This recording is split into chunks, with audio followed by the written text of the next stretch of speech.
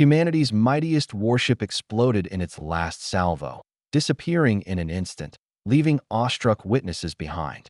Allies mourned, and enemies rejoiced across the stars. But faint signals hint of a deeper secret. The storied vessel may not be lost for all time. But legends tend to die without one last signal across long emptiness. Before the warship's sacrifice, fear had spread like wildfire. Alien warships descended upon human colonies, raining devastation down upon planets who felt served by impenetrable defenses. For centuries of human effort had formed the vast structure of the vessel, and it had kept that invasion at bay. When it eventually vanished in a blinding flash, many wondered how hope had extinguished with it. The enemy fleet was unlike anything humanity had ever seen. Countless in number, its ships were driven by an exotic core that siphoned energy from rifts in subspace. These invaders unleashed destructive power that annihilated orbital defenses and boiled planetary shields in the blink of an eye. Their commanders declared themselves unstoppable, rejoicing in the wreckage they have left in their wake. When word of the apparent suicide of humanity's mighty battleship got out, alien warlords sent soldiers into the dark, confident they had finally shattered humanity's will. Across enemy lands, there were wild celebrations. In the grand halls and dark corners of distant realms, entire races raised toasts to Uberi flagships that never returned to ports, and the inevitable end of the fearsome human flagship. Elaborate banquets were thrown to celebrate what they thought was the demise of the greatest challenge to their imperial aspirations. Such arrogant manifestations, however, contrasted sharply with the mournful hush that blanketed Earth and its allied planets. People cried in the streets, radio reports described the warship's last moments, and children begged to understand why their guardians had allowed the last line of defense to fall. Yet in the very midst of these widespread mourning rituals, seeds of doubt began to flower. Some reports filed by alien intelligence suggested the ship's final surge of energy had been more complex than merely an explosion. Some of the higher officials within the enemy's forces took a glance at each other, assuming whether the human vessel was truly destroyed or not. Mysterious sensors had picked up some type of abnormal distortion, as if the warship had folded space in on itself instead of merely detonating. But those fears were quickly submerged by the triumphant voices of generals who crowed about the inevitable surrender of humankind. On Earth's ravaged outer colonies, however, rumors about the warship's final mission swept through refugee camps. Survivors recalled transmissions that described the sudden influx of power flowing from the vessel's primary reactor. That surge was described as part of a last-ditch effort, an experimental jump drive never before tested. From piecemeal accounts, we know that they had activated it at the very moment that the invaders had attempted to overload the warship's reactor. It couldn't be confirmed whether it was a teleportation attempt of desperation or a self-destruct technique meant to nuke the enemy's formation into vapor. Truth and myth began to blur, creating frantic speculation in every outpost. In back-alley bunkers and concealed command rooms, top human officers argued over the ship's chances of survival. If any ship could survive such an apocalypse, it was this flagship. A legend was told of its armor, forged from materials recently discovered and said to be resistant to energies unfathomable to most. The jump drive was even said to function on a plane inaccessible to normal physics. Nonetheless, official communiques announced the ship's loss, as officials felt they needed to manage civilian expectations. Hope, after all, could become a double-edged sword if it turned out to be false. In some war councils, despite their public revelry, the atmosphere on their alien fringes remained tense. Strategic advisors studied star charts furiously, hunting down any anomaly that could retroactively prove their suspicion that the battleship's disappearance was too tidy, too abrupt. Their instincts warned a trapped enemy could create illusions or escape to re-attack. But bold admirals ridiculed such prudence, calling it paranoia. They wished to revel in their apparent victory. It was thought that the great threat to humanity had been burned off. Others said it was a well-deserved conclusion for a species too obstinate to give up. But a faint unease persists in many corners of the galaxy. No one had turned up any piece of wreckage, not even the litter of debris one might expect from such a cataclysmic explosion. as if the flagship had blinked out of existence and all that remained were echoes of yin energy and ripples in the fabric of space-time. The few who studied these anomalies speculated whether the warship had crossed a barrier of known physics in its final moment. This hushed uncertainty hung over victory parades in enemy-held lands and was the raw nerve beating through human blossom. It seemed like a total sacrifice, but one question echoed in minds everywhere. Was humanity's pride really dead, or did something more still lurk in the shadows, something that could come back when not expected? Before its fateful disappearance, the warship was already a legend. It had been conceived as the crowning achievement of human engineering, a fortress in space with unmatched firepower and virtually impenetrable defenses. Over successive campaigns, it developed a fearsome reputation, vanquishing pirate fleets and quenching invasions that menaced Earth's fragile alliances. Stories of its gallant victories had reached the extremities of distant colonies, and not only humans, but also allied creatures knew that vessel as a namesake of undying unity and strength. It was always at the front in thousands of battles, pushing aggressors back with cunning tactics and unyielding firepower. The hull of this vessel, it was said, was infused with exotic minerals from the core of a neutron star, giving it the ability to withstand direct hits that would shred most ships. The technicians who worked there regarded its main reactor as a miracle of zero-point energy generation. But the jump drive was the ship's most closely guarded secret, said to warp the very nature of reality. It was officially described as a prototype with unpredictable side effects. It was unofficially the crew's last ace, reserved to be played only if all other options were exhausted. Throughout the galaxy, the warship's deeds were recounted as if hewn from myth, lifting the vessel into something greater than hardware, a wellspring of hope. Children on Earth reenacted its battles and playgrounds, and historians meticulously documented each maneuver it ever completed. Even some alien civilizations begrudgingly admired the craftsmanship with which it was designed. It had a sacred aura, its ability to single-handedly change the course of war. Few thought it could ever be completely destroyed. But now, as a few murky rumors drifted through the ether about its possible survival, new mysteries arose. Ghost transmissions snapped across static-laden channels, the signals firing off errant coordinates that shifted wildly. The rogue signals described sightings of a massive, shadowy entity gliding through lonely star systems. Their authenticity could not be verified, but the prospect alone sent imaginations afire. People wanted to believe their fallen warrior was still out there somewhere, gaining strength to make a victorious return. Allies who had lost faith became curious. Diplomats from neutral worlds contacted the human leadership on the sly, attempting to discover the truth. Did they have any secret insight into that last leap? What had caused some star sectors to be put under increased scrutiny? Officially, officials peddled the same line. The warship and its valiant crew were lost, sacrificed to save the colonies. Privately, they were also pursuing leads, scrutinizing every scrap of information that could illuminate the vessel's fate. If there was even a chance it remained intact, getting to it or contacting its crew could do everything. This idea was scoffed at by enemies. They said the warship had been destroyed, noting the huge energy signature that erupted at that moment of its life. But a persistent doubt seeped into their intelligence circles. Gravitational distortions were detected by surveillance drones in unexplored territory. Advanced sensor grids picked up strange pulsations. Even the more skeptical of them conceded that a disappearance of this scale allowed room for doubt. Some admirals in their secretive briefings pressed for a deeper probe, fearing that more extreme threats down the line could go unaddressed by not investigating oddities now. Through the black market channels, treasure hunters and scaveners banded together to mount expeditions, hoping to retrieve remnants of advanced human technology from the debris fields. But they'd come back with nothing, muttering something about sensor ghosts and warped readings. Some faced illusions, which led them on wild, fruitless chases. Some originally stunted on weird energy pockets that disappeared as soon as they attempted to get a fix on them. With each failed mission, the mystery swirling around the ship's supposed remains, or its elusive survival, only grew. As the argument raged, the galaxy itself appeared to hold its breath. Was this warship story really over?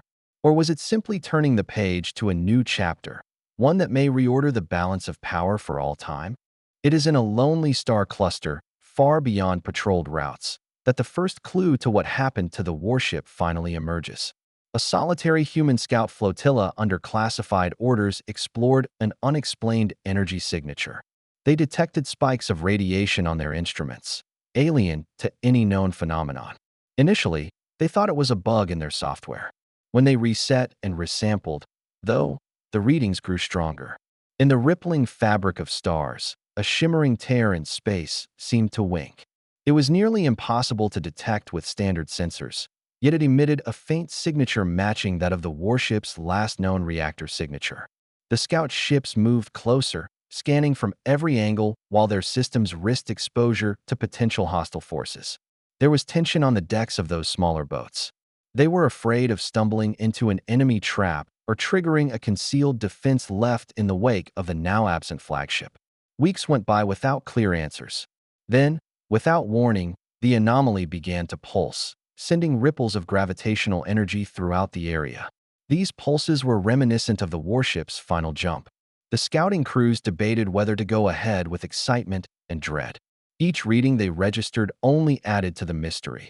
It was like someone had torn a hole in the dimensional fabric.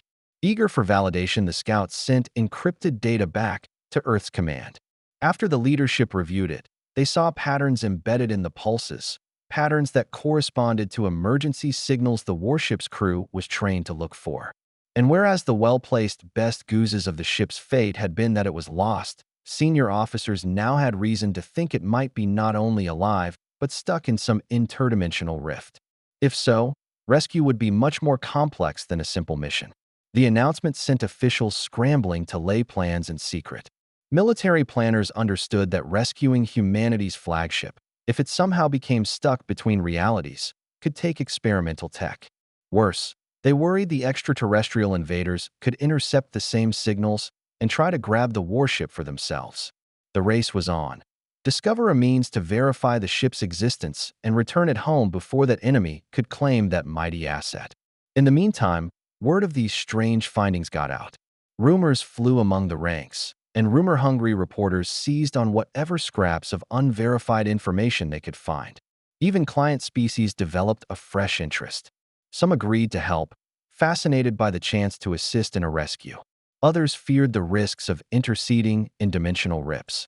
The galaxy was abuzz with speculation, spurring many theories suggesting the warship had entered into a ghost-like state, suspended somewhere between the physical world and pure energy. Suspicion flared in the alien empires. Their intelligence units began monitoring the spike of human activity around that remote cluster. That generated a series of spookier materials from within allied territories, including spy material with vague references to a portal or rift, all traced back to the supposed warship. The high command in those antagonistic environments divided itself into camps. One camp insisted that humanity was pursuing a false hope, while the other treated it as serious business, determined that humans might be on the brink of reclaiming their most dangerous weapon. Subterfuge was the watchword. Clandestine agents were deployed to find evidence of such deviations. Back at the distant star cluster, the scouting fleet became bolder. They deployed probes armed with specialized sensors, steering them towards the shimmering distortion. One probe disappeared instantly upon reaching the edge of the rift.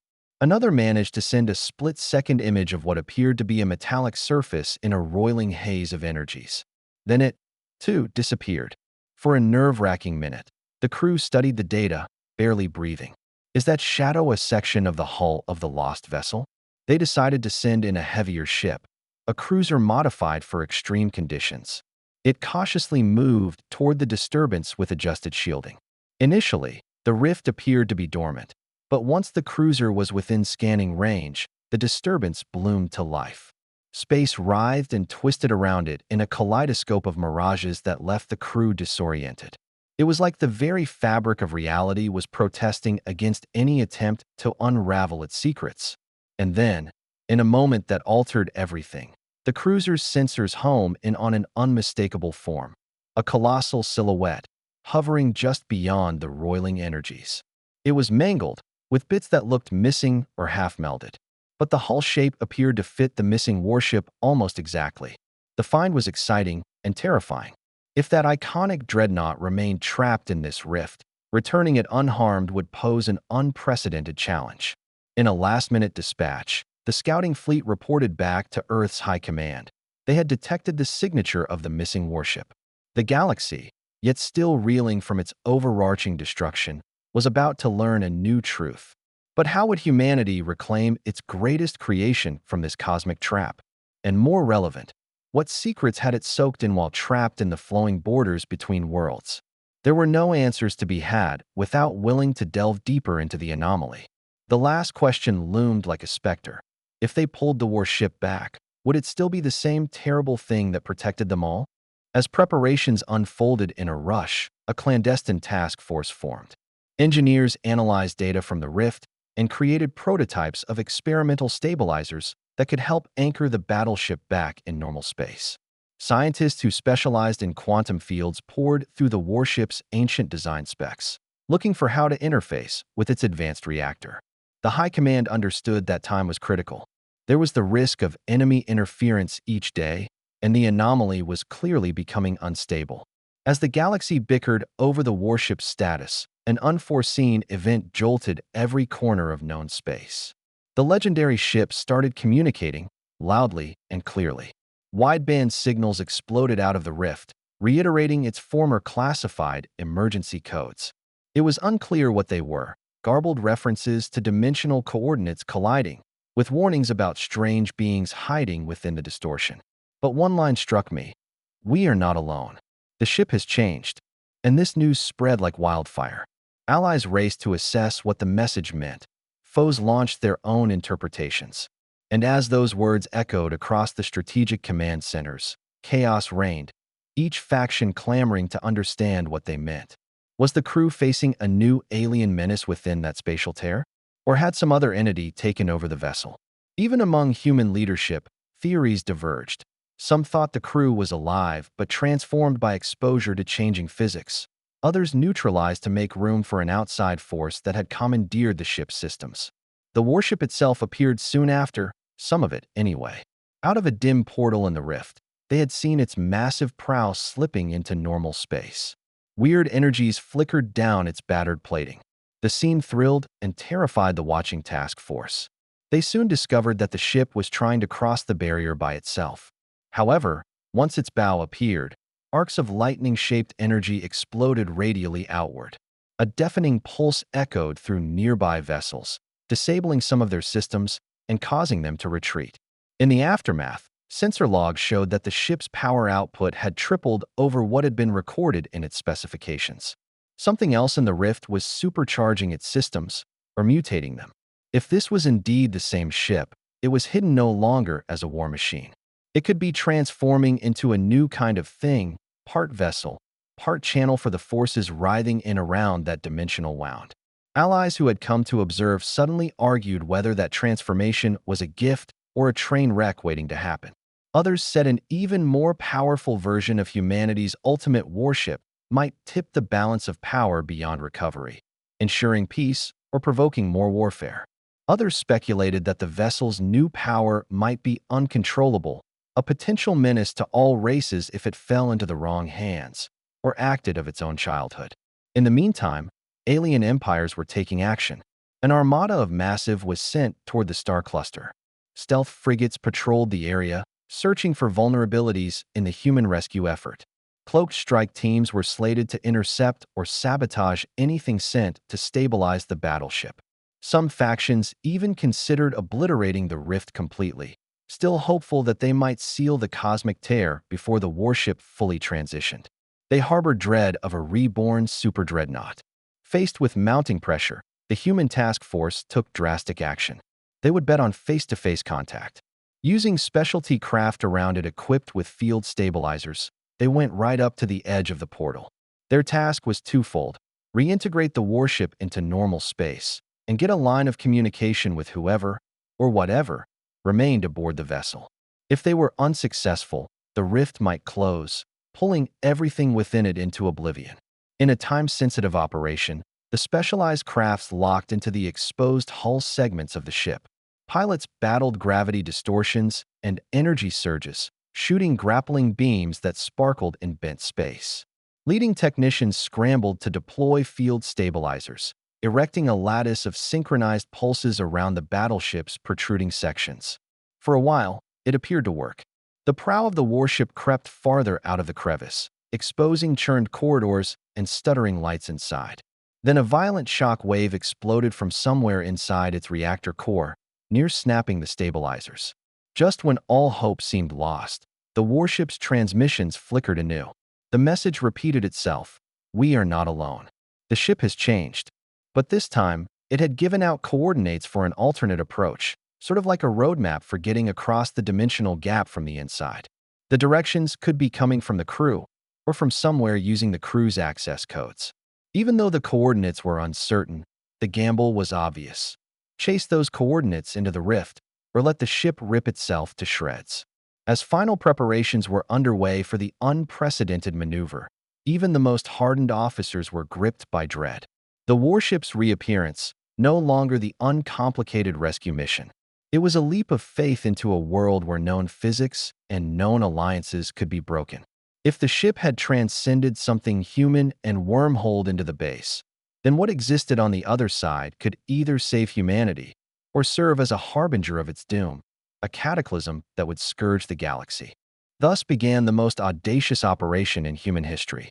A specially equipped fleet slipped into the rift, following the coordinates hidden in the warship's cryptic messages. Twisting energies battered them, warping sensor readouts, making navigation a game of guesswork.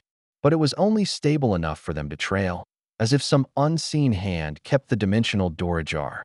Inside, the view refused to be explained. Clumps of starry landscape floated like shards of broken mirrors. Swarms of glowing particles flitted and coiled, becoming abstract forms that flared and shimmered in some weird beat. In the heart of this unfamiliar territory stood the warship. It was as though it thrummed with the distortion, part of it planted in normal space, the other half lost and spinning in chaos. The looming fleet found patches of stillness around the storm-ravaged hull. They clung to docking rings, magnetizing their craft against the contorted plane. Team boarders stepped onto decks that blinked in and out of phase with reality. The corridors felt like they were going sideways, like the ship itself was having a hard time staying solid. Other panels glimmered decorated with new runic patterns, a sign of otherworldly devices that defied known technology. As they went deeper, they encountered survivors. Pale, fatigued faces peered from behind makeshift barricades. Crew members stranded in space and shaking with relief recounted what had happened. The jump drive had fired in that crucial moment, bending space to hiccup away from annihilation. But the vessel's reactor and the exotic energies of the rift had combined in unpredictable ways. The ship had become a part of this dimension, and this dimension had seeped into the ship. And worst of all, there was something else here with them. Strange silhouettes darted out the corners of your eyes, scurrying for cover whenever lights swung their way. Others aboard spoke of whispered voices in an alien language, suggesting that the rift had released beings from another dimension. Some people told tales of entire squads disappearing after running afoul of these shadows. The transmissions that had directed the rescue had been partly from the original crew, but there had also been signals that seemed to emanate from these lurking entities. It was no easy task to reactivate the warship systems. Alien glyphs sparked on consoles. Reactor flows spinned at 200% over capacity, driven by extra-dimensional power. Rescue teams raced to disconnect compromised subsystems and install quantum dampeners. They would then shut down the jump drive in a measured, ordered fashion that would extricate the ship from this twisted dimension. If they succeeded, the warship would drop back into normal space, hopefully with the damage amounting to little more than a bruise. If they failed, the whole craft could tumble into oblivion. Beyond, an alien armada that had followed them in was becoming fidgety. A handful of enemy cruisers had even dared to partially cross into the rift, bombard human operations with concentrated energy beams. The bridging zone crackled with flashes of cosmic lightning as chaos erupted. Dimensional instability ripped apart some hostile ships. Others remained able to hold position, deploying their own strike teams.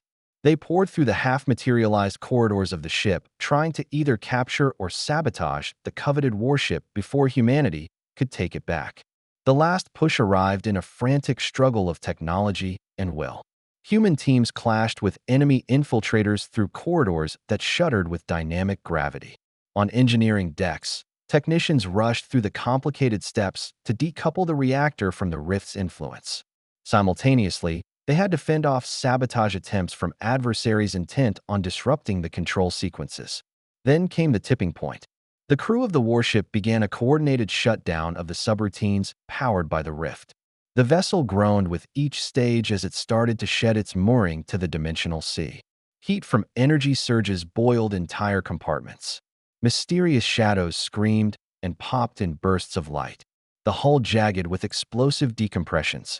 But the process continued, inexorable. As with the final lock releasing, the warship surged to life in hides of gravitational force. An ice-searing light swallowed everything, tossing both allies and enemies from the rift.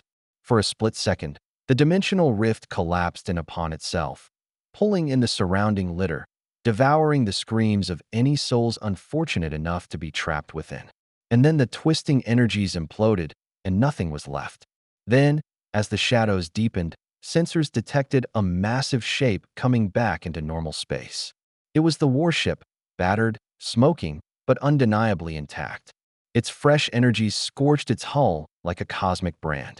Shards of extraterrestrial metal woven among the base, plating, and portions of its skeleton throbbed with an unearthly luminescence.